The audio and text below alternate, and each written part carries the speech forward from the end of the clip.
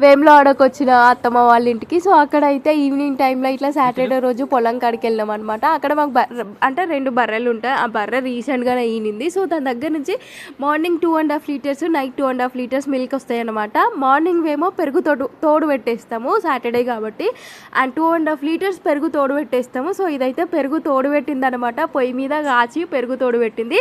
And ఇక్కడ పెరుగు అయితే ఎంత చిక్కగా ఉందో, మాకేంటంటే ఒక ఆచారం ఉంది, పెరుగు పాలు సాటర్డే ఏవైతే ఉంటాయో అవి దాంట్లో నుంచి వాడకుండా సండే రోజు దేవుడికి అంటే కూరడు కుండకి నైవేద్యంగా పెడతాం అనమాట.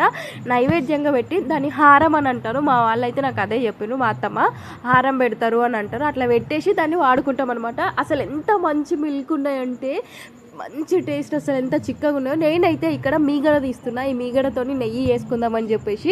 అండ్ ఎంతమందికి ఎంత మంచిగా ప్యూర్గా మిల్క్ తాగడం ఇష్టమో కమెంట్ బాక్స్లో కమెంట్ చేయండి. ఇంత ఇంకా వీడియో కనుక నచ్చినట్లయితే ప్లీజ్ లైక్, షేర్.